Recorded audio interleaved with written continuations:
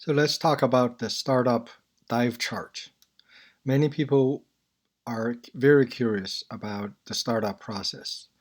They want to jump, they want to launch, they want to get rolling, they want to be entrepreneurs, they want to be founders, they want to help people solve problems.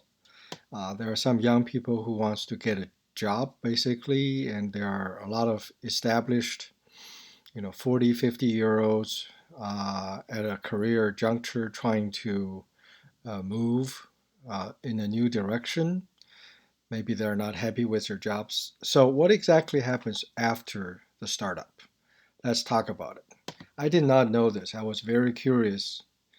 The basic questions are, what's the meaning of taking a dive? What's the point? What happens after that?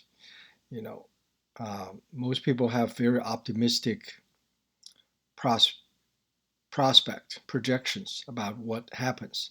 They think if you give somebody something, they will take it, and they think if you offer something, people will pay you plus whatever your profit margin and help you make a living.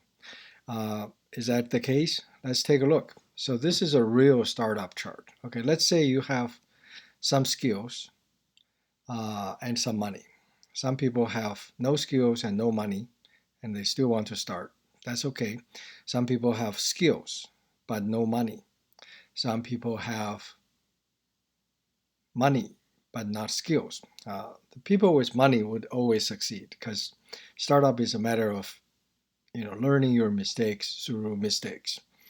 And so if you have money, you're okay. So let's talk about what exactly happens after. Uh, Whatever money you have, okay, if you don't have money, you can't register a company. You can't even register a company in countries like China. In the United States, you know, uh, if you don't have money, you can do things in your garage. But it's not so easy. Let's suppose you have money, okay, either VC money or angel money or your family money or whatever. What happens? So, the minute that you start to dive, what you are going to see is a sea of opportunities, okay, that you can't read. Before you go in, you see companies everywhere, you see businesses everywhere, you see restaurants, you see nail salons, you see barbershops, you see Google, and you see Hewlett Packard everywhere. But after that, after you go in, you find that none of this opportunity is related to you. You don't have any relations to those. Okay, you have to build your own sales. So you have to dive. You have to take a very deep dive, and this diving is literal in the sense that you're burning down your cash reserve. You're spending money. Let's say you hire one or two people to do some work, and you spend money on contractors, whatever. You are burning down the money supply, and that's what I mean by a dive. You have to go very deep. And another reason why we call this a dive is that you're diving into the industrial network, the supply chain network. You're looking into the networks of companies and how they can benefit from you. You want to read that. So you take a dive, and a lot of companies, a lot of startups never find the bottom. The bottom is when you find a buyer, is when somebody value you and what you give enough that they pay you. It doesn't matter how much they pay. Okay, if you spend $1,000 build a machine and somebody wanted to buy this for $2, it's still a very big encouragement.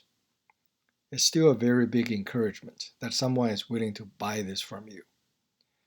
Okay, well, you might think, how can I spend $1,000 and sell this for $2? How can I do it? Well, if you scale up the operation, then let's say you sell 10 million units, then you are making $2 million, and your cost is still $1,000. Then you're making money. Okay, so if you can scale up the sales, you can always make money.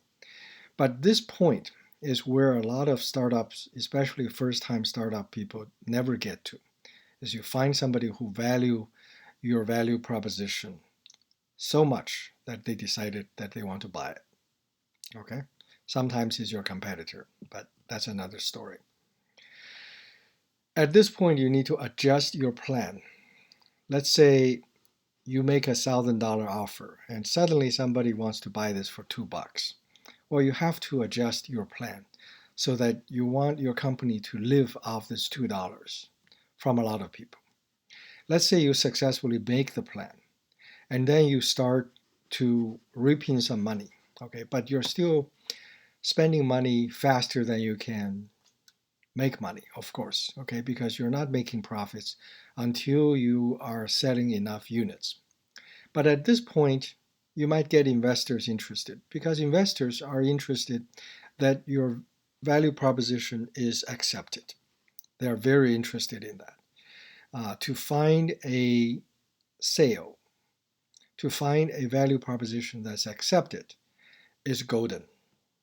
All investors know that. So they will help you do this and you slowly increase your cash reserve. You have to chart your surfacing to the point that you will end up having a big company.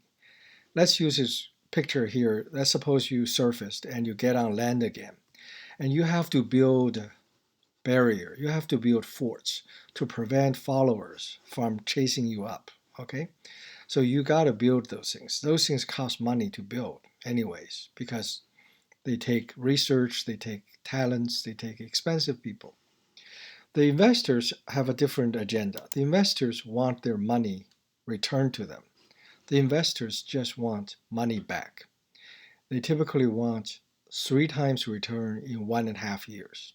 That's outrageous, I know, but that's what they want. Okay? And they work on a different clock. They work on the evaluation clock. Let's say an investor invested in your company and you're making $2 off every item, but you expect to sell 1 million. And that's a good company that can make money. So investors will drum up your valuation. So they will pass the stocks that you give them to somebody else. And they essentially operate a virtual private stock market. And they can get paid before you go IPO. Okay. So there are 3 major points of this diving process. The number 1 mile marker is prove that your value proposition is accepted. Okay, find your audience who likes your voice. Okay, I'm not a good singer, but if somebody likes my voice, I like to sing for that person over and over. Okay. Then the second thing is to prove that you can make a profit. You can make a profit either on individual items or on scaled operation. Most companies cannot make profit on individual items. Okay, even Apple couldn't. Amazon could, but Apple couldn't. So you provide sufficient revenue for your company to keep hiring good people, to keep doing research. Those 3 are the 3 check marks. If this is a person, this is like the time when the person is finally born. Okay, if you're not born, you're not a person per se. Okay, you're a hypothesis. And this is when you grow into a teenager, ready to go to college.